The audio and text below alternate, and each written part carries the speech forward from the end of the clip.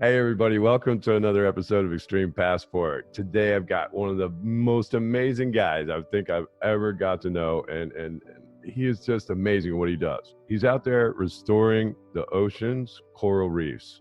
Todd, welcome to the show. Everybody, meet Todd. This is one crazy guy. Todd, tell everybody about yourself. Hey, Terry, thank you so much for a great introduction. I'm a little flattered there. My name is Todd Barber, and I'm chairman of the Reef Ball Foundation. And for the last 25 years, we've been going around the world restoring coral reefs and making all kind of reef habitat. Now, go ahead. Oh no, I was gonna say, so it's like, how'd you first get started and come up with the idea of this coral reef ball to be able to put concrete balls under the water to be able to form coral reefs again? I know a lot of fishermen and stuff, they just throw concrete blocks and stuff like that. What led you to do this? Well, there's a lot of things in my life that led me to start this business, but it started when I was a child. My father used to take us to the Cayman Islands for family vacations every year. And we went to the same little resort on the north side of the Cayman Islands. And when I was 13, I learned how to scuba dive.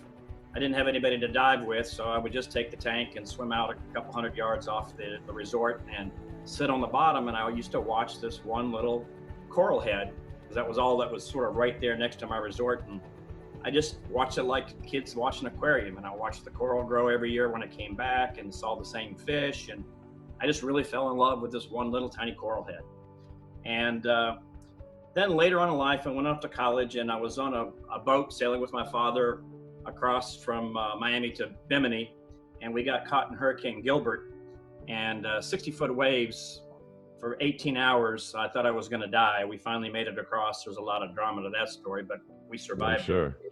But that same storm wiped out that little coral reef in the Cayman Islands.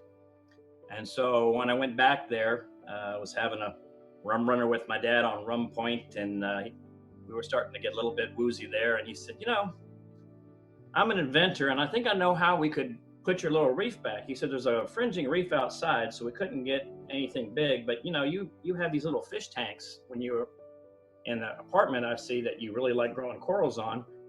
What if we put out something like concrete, and then you planted it just like you do your aquarium and make it come back?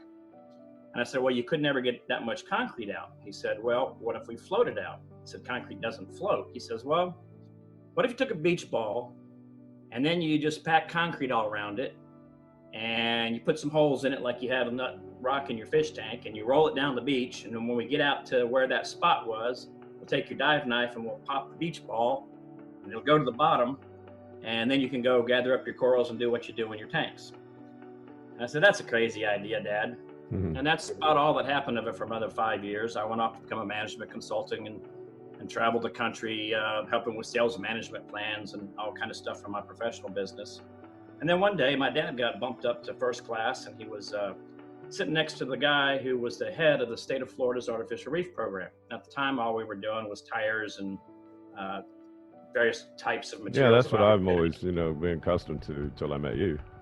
Yeah, that's back then in the day, that's all anybody knew about. Nobody thought about designing something specifically to put down. They just thought about what we had left over to, put in for the fish, because we had seen if you put stuff down, fish will congregate around it. So we had some ideas that this might work. Well, my dad was telling this guy about the idea, and the guy said, well, I could probably get you a permit to do that. And so my dad called me up and said, son, how would you like to make that crazy reef ball? I met a guy on a plane, and he said he could get you a site in West Palm Beach. I said, no, Dad, I'm working 200 hours a week. I fly 5 days a week. I really don't have time for any of this kind of stuff. And he said, son, you're working too hard. I'll pay for it. You go on vacation. And I said, party. Right, so I got my friends from college together, and we all drove down to Florida and arrived, and we built the first 3 reef balls that weekend. And of course, it took a lot of time and retooling to get that idea to where it is today. It took us another year to figure out the science and the concrete chemistry and how to really get permits properly and such. But we've been growing ever since, and we now have over 1 million reef balls in 70 countries around the world. So, we've literally restored about 1/2 of 1% of the amount of coral reefs that have been destroyed in my lifetime. Now, for That's, my audience, can you just like put that into some form of a visual? What yeah, is, okay. So if you took all the coral reefs in the world and you put them all together, they would only be about the size of the state of South Carolina. So we think about how big the oceans are, but the places where we really have reefs are that small. And if you take, uh, in my lifetime, I'm about 50 years old now. So in the last 50 years, we've lost about 30% of those reefs. So you take the size of South Carolina and you shrink it by 30%, and that's what we've lost. And Reef Ball Foundation has put back 0.5% of the shrunken area. So we've put back about a county, and we've lost about a third of the state. But that's quite a bit of progress if you think about how much resources we all get from coral reefs. And people go on vacations. We get our fish from coral reefs. We get beach protection from coral reefs. We get human medicines from coral reefs. There's a lot of biodiversity that goes on in coral reefs, that little critters that people never even heard of. But that's really where there's a lot of hope for the future for different types of medicines. And right now they've got a great new possible opiate that doesn't get people addicted, that comes from the toxin in a pufferfish, for example. right? So there's ways that you can inject it into your back, and it stops the pain without having to Blocker. yeah, Yeah, different so kinds that's like the of. interesting thing for me, like in finding you, because my interest was in aquafarming is how I came across you, and the interest of being able to get chefs or people to, and even myself. It's like, how do you grow more seaweeds? How do you grow kelp? How do you make things that are great ingredients for food, but then also with fish? And understanding ciguatera poisoning from fish eating them, and the different things like that. And then I came across you, and I was like, wow, this guy's got this whole thing going together. And I noticed, in all my travels around the world, I see a lot of coral reefs, and I see a lot of them that are dead. And it amazes me in what it is that you're doing in the time frame, and how quickly what you do once it's placed, that it does recover and bring life back to a specific area in the water. Yeah, see, a reef ball is really just using Mother Nature to help herself. We're making habitat. So if you take an average reef ball, which is, we make them in 11 different sizes, from as big as a car all the way down to a basketball. But you take an average size one, which is about, I don't know, 3 feet wide and 4 foot tall. And that size, you put one of these balls down, and it costs us about $180, produces about 400 pounds of marine biomass per year. Mm-hmm. Well, marine biomass isn't all fish. Some of it's algae and other stuff. About 30% of it is stuff that humans would use, like fish or lobster or crabs or oysters, things that you would eat in your culinary kitchen. Right. And then the rest of it is stuff that goes into the system that those creatures eat, so that they can grow. So, and it does that year after year, and a reef ball continues to get bigger and bigger, so it starts producing more and more as the reef grows around it. So it increases from 400 pounds to more. And we design these things with no rebar, nothing to break down, so that it's basically a permanent reef, so that for the next 500 years, you're creating 20,000 pounds of fish with that one reef ball. Wow. And you think about how many people we're putting on this planet, we need more food. Of course. And particularly healthy seafood, and it's caught in a sustainable way. So as long as you're taking less than what you're growing out of by adding habitat, you're keeping the system in balance. And so it's not only a way to create food, it's also a way to balance what we're taking. And it's very simple. It's no different than when we if we cut down all the forests, then you don't have any birds. You're going to have some place for the birds to have a nest. It's the same thing for fish. They got to have a place to grow up and have their babies, so that we can eat some of them, and we can lose some of them to have more babies. So you're building underwater communities for, a culture and a society of, beings that are very thankful. That's what, I look at it that way, Todd. Is like, I don't think really truthfully anyone, maybe there's a lot of people, but for me, ever since I was a kid, I've always looked at other species of beings on the face of the earth, whether it be primates or reptiles, bugs, fish. It's like there's this whole culture. We make Disney cartoons about it, and but do we truly really care and understand? You're this guy that like amazes me, and your care and custody of it, because I think it goes much deeper than just putting a concrete ball down there to watch some coral grow, or the beauty of it, it's actually doing something good for a species.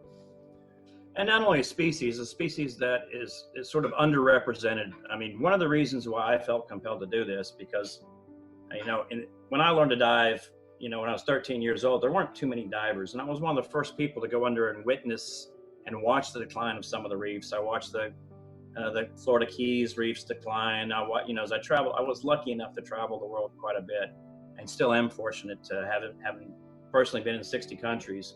And I get to see these things and I get to see them change, but it also makes me the messenger, because I know not everybody can dive, not everybody can snorkel. In fact, probably only 2% of the world is ever going to get a chance to really see a reef up close and personal in person. They might see it at their local aquarium, they might see it on television.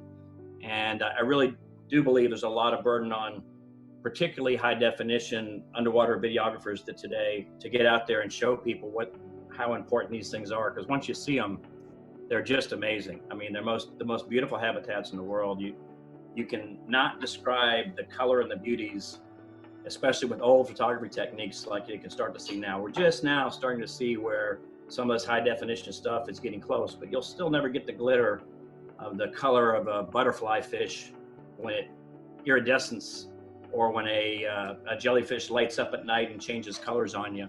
Or seeing how they find each other and the way that they actually hunt or prey in that. It's the same thing with the bioluminescence. It's pretty interesting. I mean, they're still today, just like every day, finding a new species of aquatic animal. There's so much that's not understood about the oceans. And since I was a kid, Jacques Cousteau was always, I every National Geographic, every time he was on PBS, I think I bought his laser disc back, dating myself a little bit, but I just sat and was engrossed with this man and his study of the ocean and that wonderful ship, the Calypso. And I know this family continues on today, but really, truthfully, like, that's why you're so cool to me, because it's like, you're like that living guy that, still there, because I don't see everybody on TV talking about, the preservation, the restoration, and the care and custody of the oceans. I hear about a lot with the pollution, and I know that has a large part to do, but it's actually the infrastructure that you're building for the growth. Although, like with all the organizations that are out there that are trying to move the trash and set up the boundaries or an awareness for boaters not to roll through just blazing across coral reefs with their motors and props, that it does affect and damage them as well. That, and then other things that I'm talking about with sunscreen. I don't think people really understand what the effects sunscreen has on coral reefs. We were just discussing this yesterday with a doctor, and how we can create new sunscreens that don't affect and kill coral reefs. That's right. And coral reefs it's a very obvious thing to me what's happening, but I used to grow orchids too, and orchids are kind of like a coral reef. You got to put them right by the plant. You got to put them, in the right amount of water and the right sunlight, the right temperatures, and each one has a little niche that can make it bloom and make it beautiful. Corals are the same way. They've evolved over millions of years, and they learn to get little tiny niches. And there's only one thing you can't do, and that is change up their environment too much, too quickly, because they have to adapt. And the one thing that humans are really, really good at is changing things. So it's not just one thing that we're doing. We have to learn to adapt to the new world with things changing, and that means providing some habitat back. It's not all about coral. A lot of what I do is about marine habitat, and that means maybe the water quality is too poor right now to support coral. But that doesn't mean that by putting a reef ball down, you wouldn't still have some soft corals and fish and things that still depended on it. So it's kind of like an artificial tree in some places. Right. Until we can get the water quality back. Yeah, that lends to the commercial fishermen being able to make a living again too. At the same time, building those habitats to draw in more fish, where they've been, taken out by large commercial net fishing and dredging. I travel the world, and there are places where they still use dynamite for fishing. Right. And, for me to take that dynamite away from somebody, and he looks at me and he's got a small kid that's malnutrition, I got to look back and say, here's a reef ball. Now keep fishing that and teach them how. And now they've got food every day, because when they blew up the reef, then they had to move down the street to the next place because there was nothing left. Right. So we've got to learn that too. And that is, it's more than just recreational fishing in some countries. Every place is on a different level of the learning curve. And it's not just coral reefs. We have oyster reefs, we have kelp reefs, we have rocky reefs, we have canyons and ledge reefs.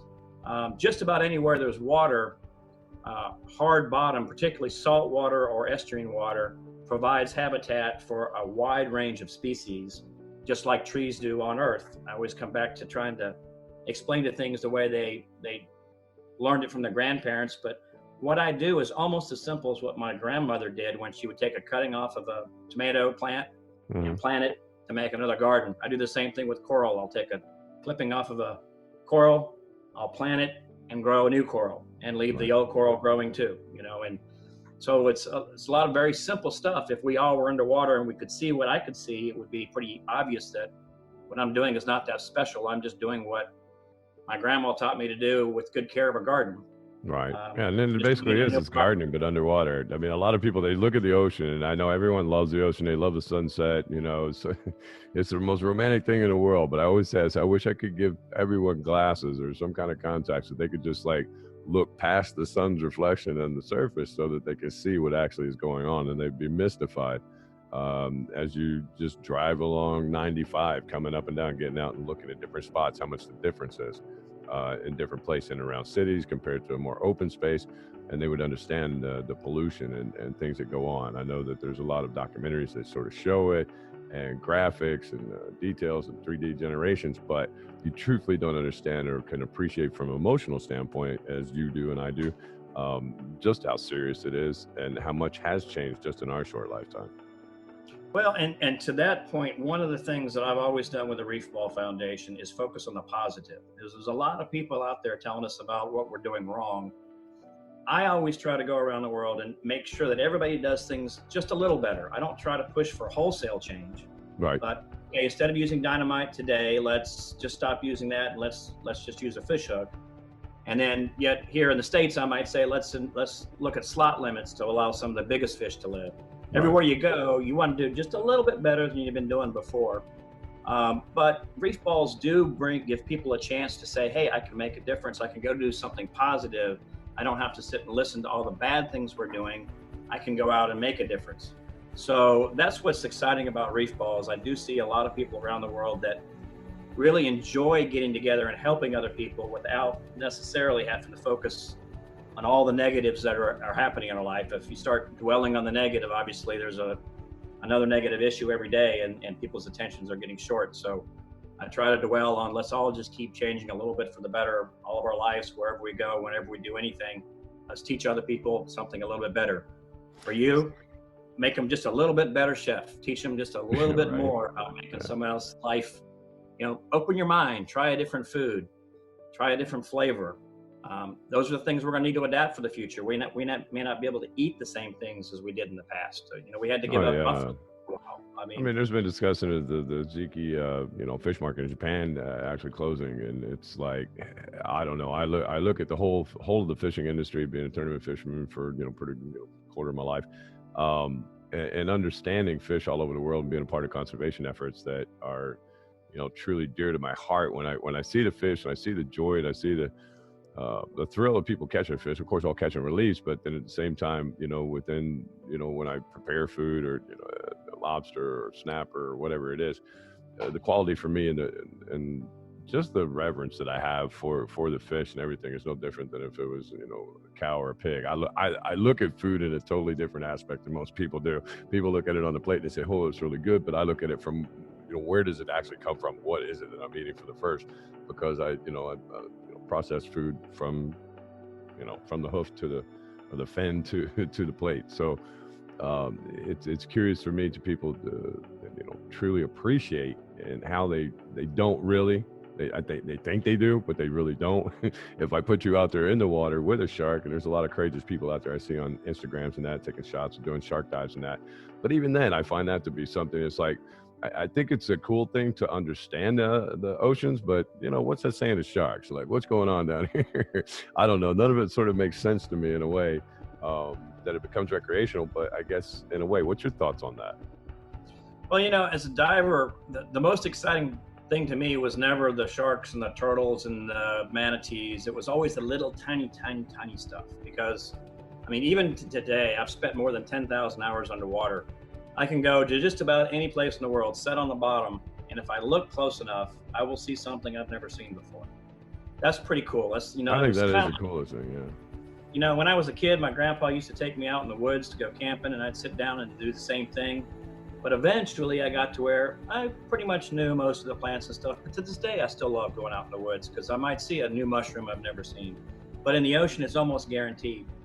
Now, if I just look at the big stuff, they start to get the same. And a lot of people that get into it, I like to go see sharks because it's dangerous. I mean, all of us that were alive in 1976 remember Jaws and the thrill we got about being scared by sharks and how we feel brave. But one of the things I don't believe in is in feeding of marine fish. I believe in watching and observing them. Yeah, I guess that's the point I was making. Is sort of like, you go to the zoo, throwing steaks into a lion. I mean, it sort of gets weird to me at a point. I don't know. It's just the way I think. Yeah, we've got a colleague that did artificial reefs like I do, and he was taking his daughter, who was 11 years old, for a snorkel in Cozumel. Mm-hmm. And he lost his finger to a barracuda and found out that the dive master had regularly been feeding that same barracuda hot dogs. Right. So, and that was right in front of his daughter. His daughter to this day won't get back in the water. I mean, he's I can appreciate that, traumatized for life. And, that's the kind of thing we don't think about, is that these animals also have teeth, and, they may look, very calm, but you get around their babies and you do stupid things, and they can be dangerous. It's very safe in the sea if you don't spearfish or feed fish. And if you choose to do those activities, just be prepared that it's not as safe of an activity anymore. Yeah, there's consequences. I remember surfing in La Jolla and Torrey Pines in California way back years ago, and I was there, and I'm sitting there one day, and I looked down, and it's like just barracuda everywhere nesting underneath my feet. I'm like, I think I've had that exact. Probably because they're eyeballing my toes. I'm like, I don't even know how they haven't eaten them yet. So I think I'm going to get out of here today. But yeah, I've come across this, in diving. One time, a hammerhead coming out, we were doing a wreck, diving a wreck, and this hammerhead, my buddy thinks it's cute, and he takes the butt of his knife and hits the side of the ship, and boom, I got a 8-foot hammerhead just comes and knocks me down, getting out of the hole, scared the shark. I'm like, I say this again, it's like, would you like it if you were just zoning out and just chilling in your living room, and then I just walked in and just came in and smacked you with something, or just yelled real loud and woke you up? I don't know. I get that's what I'm making that point to have courtesy when you're down there. It's their world, it's their their living room, and to be good to it. And that's why I appreciate what you do in rebuilding habitats and building homes for really cool people. I put it that way. I value all aquatic life that way, whether or not it's an anemone, a seahorse, an angelfish, or a dart, or a trigger.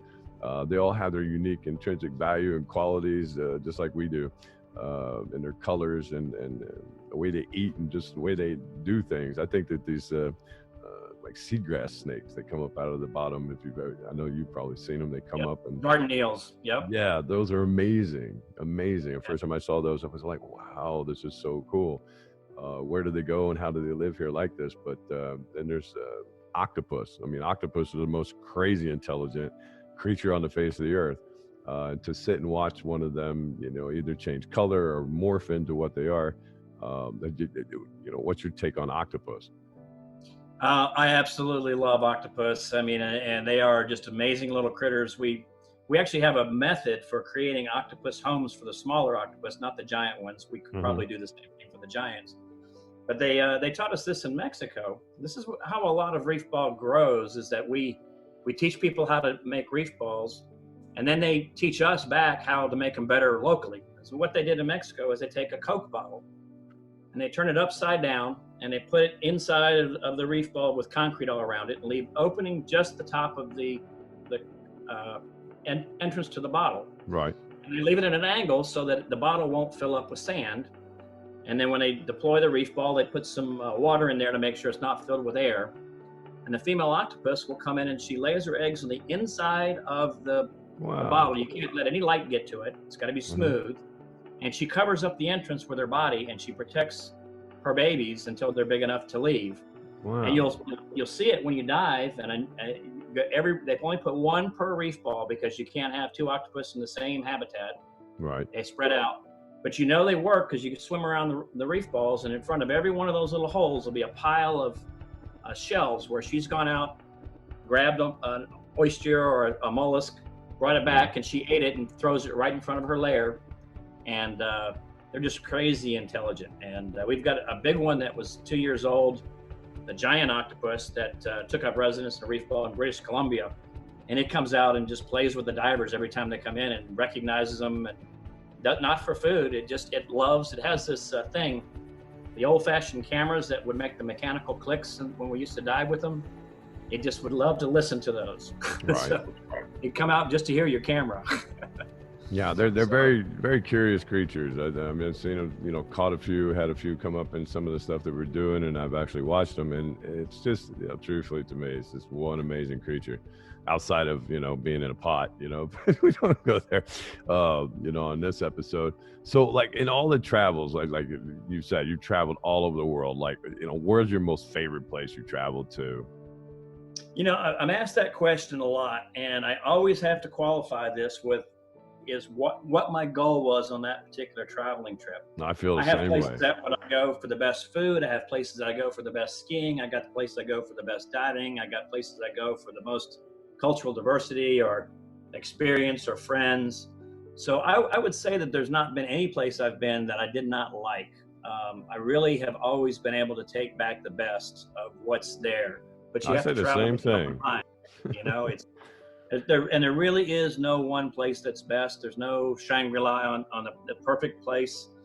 And in fact, most places, if you go back 2 or 3 times, you might get a different experience. And I've gone places that I got sick there one time, so I had a bad experience, but I go back a second time and wow, it's incredible. Look at what I missed this first time. Right. So I've had a couple cases of those, so like when you say that, when it comes up with food, you're traveling to some places that, food is a problem. Like if I go to Guatemala and it's not that the food's bad or anything, it's just something, whether or not I eat produce and it's just different bacteria that your body's not used to. And then you end up with that great, health problem, Montezuma. Yep, and it makes for a miserable experience the whole time you're there. And I've had it happen to me just last spring. I guess might have been papaya or something like that I eat. But, when I travel, I'm always trying to, try every different thing that I possibly can. But sometimes it backfires on me. You ever have one of those problems? Yeah, well, I'm a lot like you. I like to travel for culinary interests because I really enjoy food too. Probably as much as you. I can't cook it as well as you, but I really enjoy trying different things. But what I tend to do is go to a place and I'll eat very conservatively at the beginning of my trip and stick to stuff that's well cooked and yucky, so to speak. And then once I get my work done, I tend to be just like you and dive into anything I can. And the one thing I learned, sometimes you'll get sick, but then if I travel back to the same place, you usually won't get sick a second time. So I think your body, now the exception of that is, I think if you have to take, at least in my experience, if you have to take a course of antibiotics because you get really sick here, it's almost like you have to start all over again because you have to recondition your stomach because you've started suffer through it, Todd. I always do. I suffer through it. I don't ever try to fix it. And as you say, it's, like I've been going to Guatemala for like 9 years in a row. Every spring I'm there. I've never had one problem, but then last year I went and I was like, I don't know what it was. I ate something, boy, did I have a rough trip. But then again, I've, gone to Southeast Asia or Australia and I've had, multiple experiences and it happens the same way. But like, for you, I guess I'm looking for like the interest piece from my audience is like, how do you, I guess it's a mental state. You just got to say, you got to make the best of this trip. It happened and just move forward. I mean, that's the way I go about it. I don't know about you. I do. That's and like when we do reef ball trips, we always try to plan them for our volunteers in particular, but even our professional crews. We like to keep trips to 10 days or less if we're going across the big ocean, and maybe 7 days or less if we're going to the Caribbean. And the reason why we do that is that you can get people through just about anything for 10 days. Right. So if you get someplace and they just don't have the food you like, fine, go fishing and go do something else. And you can always, I would tell people, you can almost always get an egg and a piece of toast. If you can't get what you want in an area, Right.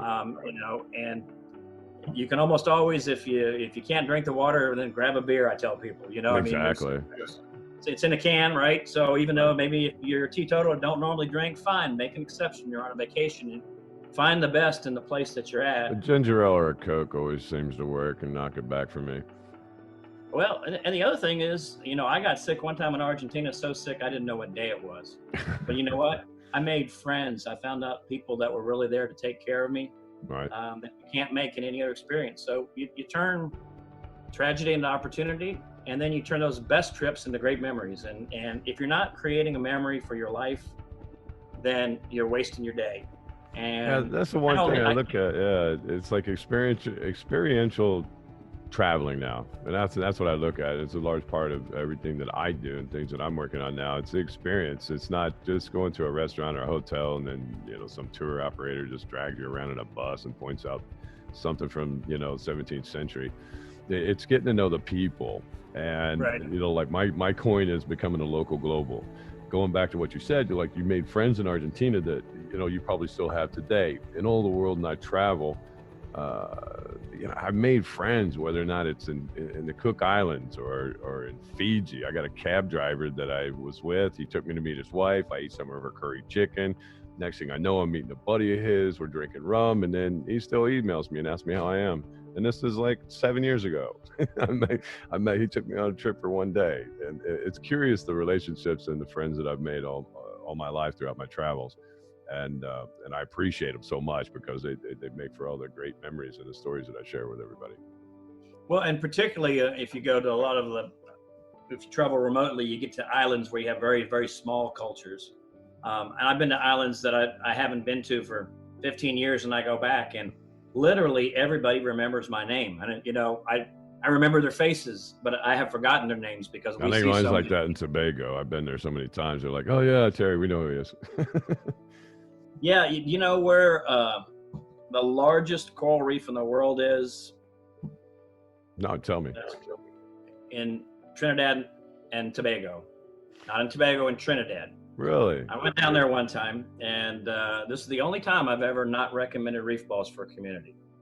Went down to this little community. It was a town where they had a lot of oil production offshore, a very poor town, and the oil company wanted me to come down and make some reef balls because they were going to drill something and they thought it would make the fishermen happy. Right. So we went there and started diving around just the bay, and there was all this incredible structure, but there was no fish. Right. And then we talked to the fishermen, and they say, well, we have to go out 80 miles because our nets get caught. Right. So we say, well, we're going to go down and dive, and we'll find a place to put the reef balls. They said, well, there's not really any divers here because it's just loaded with these Portuguese man-o-wars. Mm-hmm. But we can get you some tanks from the city. It'll take a couple days. They got us some tanks, and we went out on this little small boat. Jellyfish everywhere. The water looked murky and kind of almost like a river. Right. And I said, okay, I got to go diving. And the head of my coral team, he says, I'm not getting in that water. But one of the young interns says, I'll go. I love diving. And I said, okay, you and I are going. Right. And so we went down the anchor line, scared to death of these jellyfish. And all of a sudden the water became clear, 10 feet down. Mm-hmm. And below it was the most incredible coral reef. And it turns out that coral reef goes all the way to the Amazon River. The Amazon River floats out across the top of it. And there's a complete untouched coral reef there that was so unbelievable. There was no space, no sand, no place to build a reef ball. It was constant reef. Now, it was weird. It was not a coral reef like you would normally expect with corals. It's a type of calcifying algae that we normally see underneath rocks that has grown for years, and it grows these caverns and structures. But it's the same fish that you see here in the Gulf of Mexico, grouper and the snapper, and it's just incredible. They've since now documented it with submarines and, are starting to explore it because there's really no practical way to get to it. But that's Right. the kind of weirdness and craziness you can get in this world right in plain sight. And that gives me hope too. Oh yeah, I mean, like I've been to Trinidad and Tobago so many times, and then you're just telling me this, and I never knew it. No one in Tobago ever told me about it. Now I've fished there. I've caught grander marlin, and snapper and spearfish and everything, the graciousness of what Tobago is. And I have a deep affinity for that country, and especially for Tobago, and the beauty and the waters and everything that's there. But out of all the crazy things, like Philippines, I know there was crazy cool to dive in the Philippines, but years back in the 80s, diving back in there in the Philippines were crazy. But there's just, as I said, there's so much to learn, and the wealth of what you do is so amazing, that you do it, but you teach other people to do it too, to spread it. That's the benefit that I find to be so wonderful about you, for everybody out there. Change, making a change. You're a game changer. Like you said, you're positive. You're not, looking for the negative or saying, hey, the sky's falling. You're just out there doing something that you see that it just makes sense. Like your grandma, cutting a tomato plant. It makes sense to me. We honestly do know that this works. It's been working for 25 years. And the only way it's going to make a real positive difference in the world is by us teaching each other how to take care of the planet. And I have one way that we know how to address one problem. And I feel it's my duty to teach other people so they can teach more people, and we can keep going with this. And hopefully humanity will do the same thing with a lot of our other problems too, is when we find a solution that works, we replicate it and we pass it on and we share it. And that's what makes us human, I think. None of us would know how to garden if our grandmas hadn't taught us how to be better farmers. And when I was born, they were all worried about everybody being out of food by now. And somehow or another, our farmers have figured out how to make more food. And, I know I've always had food in my stomach, and that's not true of everybody in the world, but mostly it's been a distribution problem, not a lack of food. Of course. So we know how to farm it. We just sometimes don't know how to get those farm goods to people.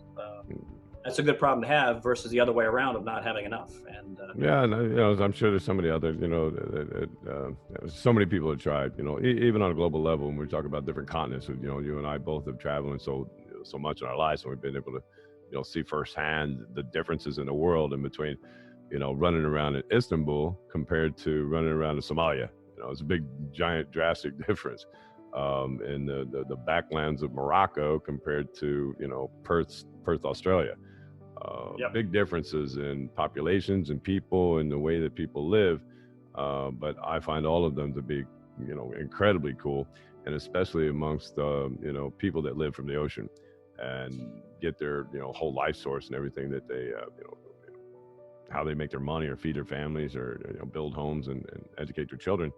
It's 100% strictly based off of the oceans. And I see a drastic change globally throughout Indonesia, throughout India, Maldives, and different places. I know that there's these specific spots left in the world from some of the studies I've done with doctors at Nova University in marine biology, and what they call rainforest spots. And I know that one exists off of Guatemala, one exists off the coast of India, that it's like a rainforest. And I don't think people truthfully understand, but you might be able to elaborate a little bit on when they put out these fish attracting devices, commercial fishermen, and they put them out there. Once they leave a specific fishing grounds and they go out to sea, they drag fish with them. Now, that's like me starting off in Marrakesh and then just walking out into the desert. There's no water and there's no food. It's the same thing for fish. They follow them, and then there's no food source, and so they actually, are committing harry-carry, chasing these fish attracting devices out there. And I know that there's organizations trying to get them out of the water and recapture them as they cause problems. What's your thoughts on that? Well, I've always thought of the fads, fish attracting devices, as being a form of fishing gear. I do not consider them any way attracting a fish to an area doesn't produce a fish. And it's just like you said, it's no different than fishing gear. If that makes fishing easier, then that's making fishing easier. We still have to catch fish. I differentiate that completely with something that attracts fish and provides habitat for fish. Like you said, we're not asking them to make carry if they come to a reef. Exactly.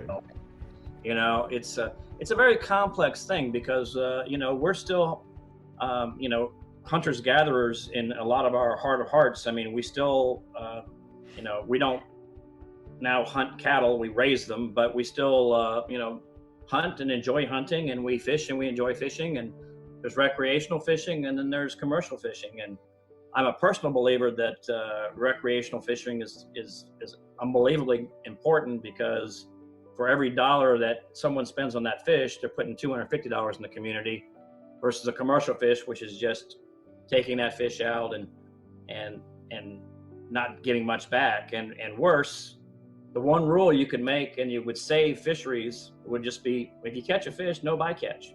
Right. I mean, if we just made one rule, if you're going to catch something, you catch it and you eat it. Right. Well, my grandpa taught me when I was a kid as a hunter, if you shoot a squirrel, you're going to eat squirrel tonight, whether you want to or not, and Of course. and that, it was a very reasonable.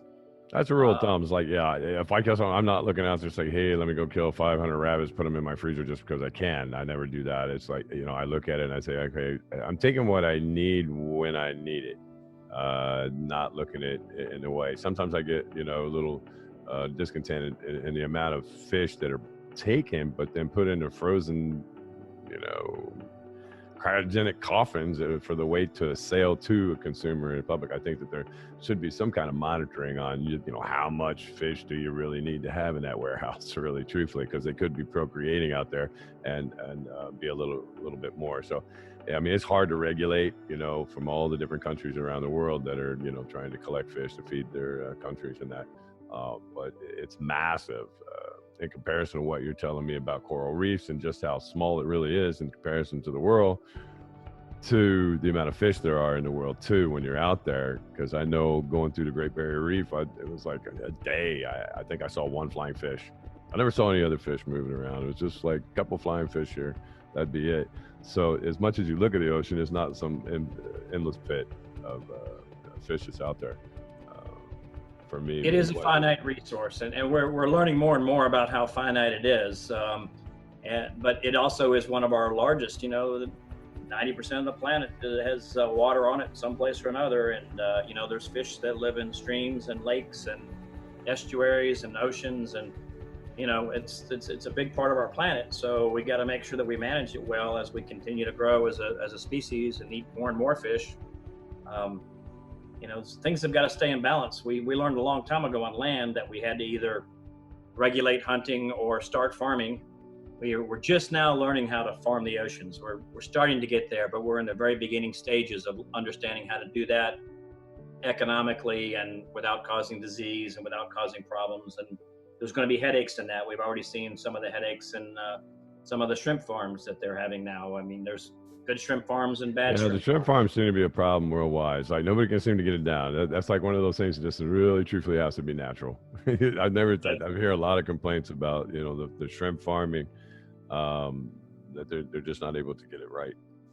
Yeah, there's just, it's like any other kind of farming. There's a lot of waste involved, and you've got to be able to process that waste. And you can't, the temptation in the ocean is just let dilution take care of the problem. But dilution is not always the solution to pollution, as they used to say. Of course. You gotta be a little smarter. I'm sorry. With your coral reef balls, now you put them in freshwater at all? We do. Or brackish? Are they useful in that, in like a brackish and a manatee, let's say the manatee worlds? They're very useful in coastal estuary systems that are connected to the ocean. Mm-hmm. They are much more difficult to predict how well they would be when you start to get to small ponds, because what I basically tell people is every little pond has its own little ecosystem. Mm-hmm. One's got one kind of fish, one's got one kind of crayfish, and habitat may or may not be the limitation on that. So in freshwater, some fish don't need reefs. They actually just wander around, and they need trees and limbs and grasses at the edge of the thing as their form of habitat.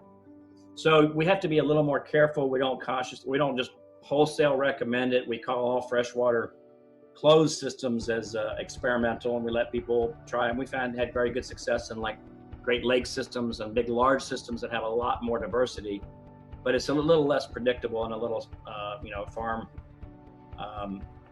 that might only have catfish in it, and maybe catfish don't need any more habitat; they need more food. No, I just look at it and say, instead of tires, everybody, put some concrete barriers or something like that. Would Reef Ball, be better than putting a tire in your lake or your pond? Yeah, I don't recommend tires anywhere. We've had such bad experiences with tires over the years. Not only in the coral, for example, doesn't like to grow on them, but the harder part is that when they're underwater, especially salt water, they're almost neutral. So they bounce around and float around in the smallest storm and can do more damage, especially to coral reefs. Right. People don't realize that when things are underwater, they weigh half as much. Right. When you start doing the mathematics, anything that's might be a little bit heavy on land is, you can move it around with your finger underwater. I can move tires around all day long. That's not normally a good thing for creating habitat, because you never know where it's going to end up, on the beach instead of where you put it down, and bouncing across corals as the storm goes through. That's not really, smart management. So Right. So like in all of your travels, has there been like one memory that you've had is like, oh my God, I can't believe that happened. I hope it never happens again. Boy, the hope it never happens again is, as anybody who's traveled, I've had a few situations where my life was threatened. One time with a knife in a hotel room. There's always safety issues. What is a card game, Todd? What are you doing? Well, it was, it was a resort area. I won't name the island name because I don't want to, Sure, no bad press. But, I left the door open. I'm a very trusting person because I had my scuba gear out there, hanging on the balcony to dry. Right. And someone jumped in and said, they wanted my cash. And I stood up and said, no, because I was still asleep and I wasn't thinking. Right. And luckily I had left my wallet on the floor, and he saw it, picked it up, and he ran down the beach, and he threw all my cards and credit cards out, kept all the cash, and went to the police the next day and said, sorry, we have a rule with them around here. If they don't take anything but cash, they don't hurt anybody. We don't. Yeah, I think I know where that. I think I know where that island is. Might have been there once yourself. Yeah, I think I've been to that island. But anyway, we're not going to drop names on that one. But yeah, so like, I always ask all my guests that, like, if there was a dish that, we were hanging out, what would be a dish that you'd want me to prepare for you? What's your favorite food? Oh boy, my favorite food. I really love complex, spicy foods. The more complexity and flavors, I would say, probably some of the dishes I had in Thailand blew my mind away. And I remember we're having one time there. They brought these big prawns. A prawn is basically a gigantic shrimp. Yeah. And next they to Langostina. Yep, and they baked it in a pineapple, and they had a lot of spices in it, and the pineapple just made it just all blended together with a sweetness, I don't even know how to explain it. It was better than a lobster. I mean, it just really came together right. And pineapple and shrimp go well together. I mean, you add fire to both, either one. It's sort of like onion. It brings out the sweetness of it. And intensifies the caramelizing the sugars in both the shrimp and the pineapple. When you mix them together, it's amazing. Thai food's one of those ones that I know pretty well, so I ain't got no problem cooking you Thai food. I was really into, I don't know if you've ever, I'm sure you probably have, but there's the Encyclopedia of Scientific Cooking. Yeah, I've seen it. Big old thick thing, and I really enjoyed one chapter in that was how to make the perfect hamburger. And boy, I spent a lot of time trying to. Yesterday I said, what would you like me to make? She's like, just a greasy hamburger. I said, no problem. I got you down with that. Deep fried too? Yeah, just deep fry it.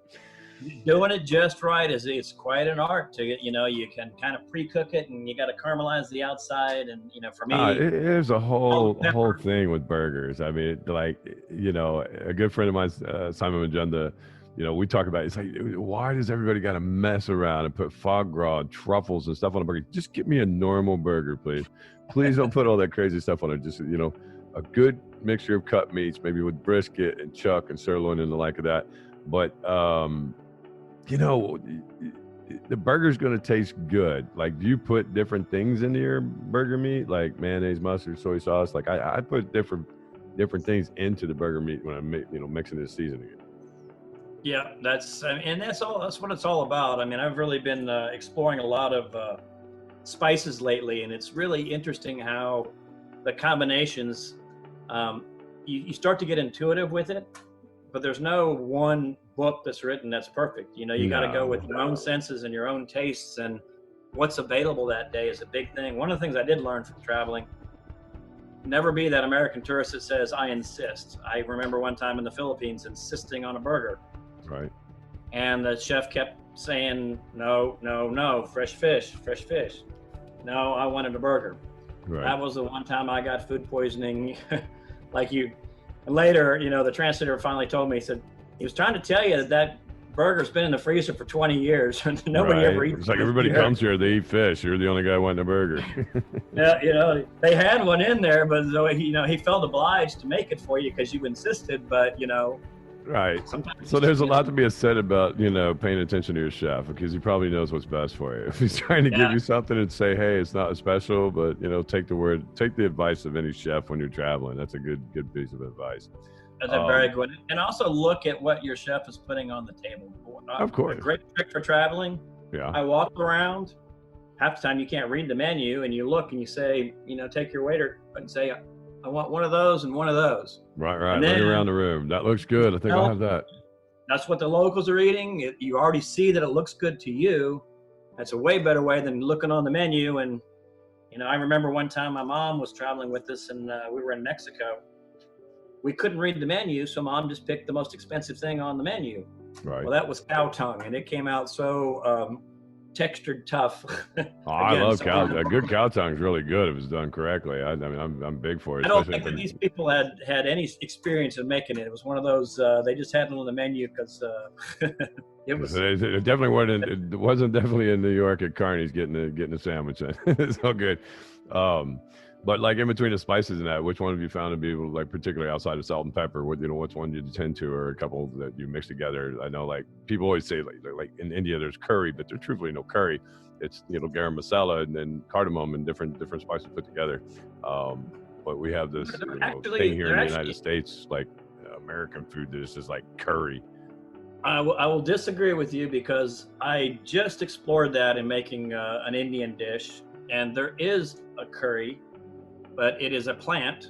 It's not the same curry that we have. We have a mixture. Of course. Oh yeah. I'm sorry. Yeah, there's curry leaves. I'm sorry. Yeah. Yep. Not meaning it that way. Just that combination that you get at the grocery store that says curry on it. It's not the same. Yeah. Exactly not. But I really enjoyed playing with the curry leaves. It's they add a neat flavor that Western cooking doesn't have, and that's right. It's very intense, much more than bay leaves. It is. It pretty much can only be used fresh, in my experience with it so far. I've got it growing out here on the deck right now, and I'm waiting for it to get a little bit bigger because you got to keep taking leaves off of it. But I love the unexpected. I love the non-common spices. I love part of travel is finding spices that you've probably sometimes smelt them before, but sometimes you get that one that like, I've never smelt that before, and I don't know how to cook with that. Right. Then that opens up a whole new chance to go back with your old recipes and could I tweak this back into something? How could I use that in my cooking? And that's the best thing about travel is leaving the bad things that you don't like and bringing back the best of whatever. It's a different way of greeting and nodding your head instead of shaking hands. That might be a really good thing for the world to think about right now. I like it how they do it in Thailand. They put looks like they're praying to you when they say hello or greet you. Oh yeah, Sewadi. Yeah. That's kind of a neat little custom, and bringing back the best of their spices, the best of their food, the best of their traditions, and leaving you go to places where they do things the way you don't think they should be done, or a bad example, and right. I'm just respectful for every culture that I go to. As I'm an ambassador of me. Not necessarily from anywhere, but me, and always respectful of every culture and society. That I get permission or get granted a visa to come there. They're opening up the doors to me, and I look at that, and everyone that I meet, I always try to treat the same and have the greatest amount of respect when traveling, and trying to understand their cultures and abide by what it is they do, however it may different, or maybe I don't agree with it, but hey, it's a few days, we'll get along with it, and maybe it makes sense when I get home later. And sometimes these things have been that way. So what do you got going on coming up here in the near future? You putting any reef balls in? Where are you going? Well, right now we are building reef balls on the east coast of Florida to protect the beach from erosion, which is a nice project. We've got the one I'm most excited about is going to be coming up in Borneo. Borneo is in Malaysia. Mm-hmm. It's a beautiful little island, and my youngest daughter said that to me. She said, "Dad, I want to go to Borneo." She's like 12. I'm like, how do you even know where that is? She asked me, have you been there? I said, yeah. I said, you want to go to Borneo? All the places in the world, you want to go to Borneo? I said, I love you. That's why you're my daughter. Yeah, It's a very diverse area above the water as well as below the water. It's in the coral triangle, so there's a lot more diversity there in coral reefs, which is always exciting to me. That means I get to see even more new things I don't normally see. But we've been doing projects there for 20 years, and they just make me so proud when I look at a reef ball there. I can't even tell it's a reef ball anymore. It's a coral reef, and they've had such success. They decided to, over the next 5 years, they're going to make 15,000 reef balls. The government just said, hey, stupid, this works. Let's replicate it. And they're going in a big way to really ramp up and do one of the largest projects. They're using the largest size reef balls we got. So 15,000 is a lot. That's a lot of concrete. It's ambitious, and it's creating a lot of local jobs, which is also good for the economy. It's something positive for people to look at. And I know that in another 15 years, we're going to have another reef that's built that's going to be huge and be just as productive as the ones that are there now with Reef Balls. So that one's really exciting to me. We've got we're always doing projects around the world, because basically we give people molds, we give people the training, and then they keep going. So every time I go someplace, that project starts, and in almost every project I've ever done, it continues to grow because people see it works. And then the next community will start doing it, and it just keeps multiplying. It's kind of like it's just simple math, it works. And so we train, and it keeps going. So I'm starting to get to the point now where I'm actually getting invited back to places that I did before, and to document what was going on. I'm so used to diving on, a sandy bottom before there's a reef that it's kind of nice now to go back and see stuff that we've done before. But we're constantly doing neat stuff. There's going to be some interesting changes going on the next couple of months with the coronavirus. We're having to figure out how to train people online instead of in person. That's more difficult because, as you know, as a chef, it's really hard for someone to test your cooking skills if they can't smell it and taste it. I mean, just looking at a cooking show is one thing, but actually sitting down to a meal that you've prepared. I see where people getting online chef degrees now. I'm like, okay, how you doing that? But that's a good one. But anyway, God bless it. I know what you mean, though. Yeah, it's hands-on learning. It's really, really hard. I mean, I teach people, like when they're mixing the concrete. I'm sure it's very similar to when you teach somebody how to mix batter. There's not just one recipe that works. It's different days. Some days our sand is wet. Some days it's not. There's humidity. There's temperature. The temperature outside. Same thing for your concrete. It's the same thing when leavening bread. My humidity, is it warm enough? Was it the right thing? Same thing. How much yeast did you get started with? Right. You got to watch it. You got to poke it and say, okay, now it's ready to be baked off. And you can't teach that by a recipe, but you can take an apprentice, and when you're cooking together, show them enough times to say, yeah, when it presses just like this and it pops back out, now's the time to cook the bread. Yeah, so for you, it's like it's cooking the crete, man. You got enough lime in there? I don't know. You don't put lime in yours, though, do you? What's the composition of your balls? It's not just like poisoning everything. Yeah, we have to do a lot with concrete. We have to teach people to do concrete differently than they're used to making houses with it, because we have to make the pH the same as the ocean. If you make regular concrete poorly, you have a lot of unreacted concrete, and that can cause problems with the coral not being able to settle and grow in the reef balls. So we have to teach really, really high practices, like using water reducers so that they don't add too much water to their concrete, mixing it really well. Most importantly, we use an admixture called microsilica, which locks up the calcium hydroxide that is the byproduct of the concrete reaction to turn it into a second kind of glue. So it makes it more like a ceramic. And teaching us how to do this without doing things like, you build a house, you put iron rebar in it for structure, right? Right. That makes it stronger. Well, if you did that in the sea, then in about 15 to 30 years, the rebar rusts and it expands and it blows the concrete apart and your reef falls apart. So remember, I was saying you're going to make 400 pounds of fish this year and it's going to be 500 next year. Now you're just cutting up to the knees. Now, 20 years from now, when you finally get a reef, it all falls apart. Right. You have to have a very long-term thought process. It's kind of like planting a future Japanese oak tree that's going to take 500 years to be sculpted into this beautiful garden tree. You may be planting something now for the next generation. And right.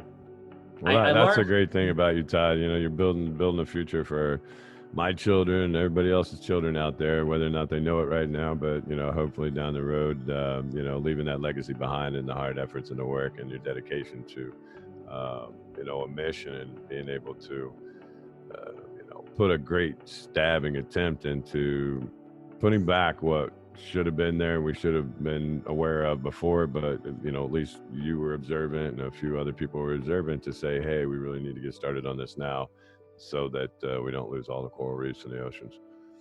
The place where people can find you, where can they find you at, Todd? The best place to find us, blog posts and stuff, but tell me how to get hold of it. Best place to find us is www.reefball.org. And that'll direct you into all of our different sub-businesses. We do things with cree-rated remains and for beach protection and for underdocks and for long seawalls and coral reef restoration, planting of red mangrove trees. We've grown out into a whole lot of different subspecialty fields from just doing this everywhere and learning what we can learn. So finding us on the web is easiest, and because we work with so many different cultures, it's often, if there's different languages involved, it's easy with a computer now to translate from one language to another language. And now that you've heard of Reef Balls, you'll start seeing us everywhere. It's like right. It's like you buy a new car, you see that car everywhere. Yeah. Once you get it in your mind and you understand what we're doing, there's probably a Reef Ball near just about where any of your listeners are today. If you pulled up a map, it wouldn't be a Reef Ball very far away from you. Right. And that's what's neat too, is that we're a global movement, and I think fish don't know borders. And when I travel, I try to, like you said, be polite and leave my manners behind and learn from what's there. We still all live in the same world. We all face the same problems, whether it be coronavirus or the coral reefs being destroyed. All together, though, if we all work together, we can overcome all kind of problems and make this world a better place. And that's what it's all about, is let's make some memories and make the world a better place and enjoy it. Yeah, that's great. So like if somebody wants to volunteer, all they got to do is go to your site then and say, hey, I'd like to be a part of this, or they can learn more on how to, take those trips or, be a part of it if they're interested in doing so. That's absolutely right. And you know what? I answer all my emails directly, reefball@reefball.com. Anybody is welcome to email me, and I will get an answer to them. I'll direct you off to the right place in the organization. We've got 400 people around the world that may end up fielding the specific question they have, but we're here to share knowledge. And I don't care if it's, on Facebook, on the World Wide Web, standing up at a high school and saying hello and telling people, what we're here to do is spread knowledge, and any way we can do that is great. Yeah, and I appreciate podcast too. It's another good way of getting information out to people who otherwise might not be able to learn about us. Yeah, I'm really, amazed, with the show. I think we're in like 38 countries audience already. I'm like, I'm in Benghazi. I'm like, who's listening to me in Benghazi? This is great. So, I mean, I love doing a show, and I love having, guests like you. So like everybody, like Todd said, if you want to hit him up, he's all ears, and he'll answer your email or, any questions that you have with him on how you might be able to jump in there if this sounds like something that'd be great for you. Meanwhile, you're going to catch the whole wave of some really great things coming forward in between this podcast. Each time you listen to it, from great people like Todd doing great things, game changers in the world, doing things for everyone, that you don't notice. And that's why I have him on the show, because it's an extreme honor for me, to have someone, and Terry, so an cool honor for me. An honor for me too. And let me drop in that there's some really, really neat, exciting stuff coming about sometime next month. And I want to talk to you again about that. I can't talk about it now, but a lot of your listeners are going to be hearing a lot more about Reef Ball over the coming months, and some very exciting news. So I'll just leave that little teaser there out for the future. Well, that's cool. I'm really excited about that. So we're going to have to do another episode, and then we really get into the dirts of traveling and all that crazy card game you had with the knife fight. We'll have to leave some stuff here, Terry. All right, yeah. So like I was running off to the other side, but Todd was great.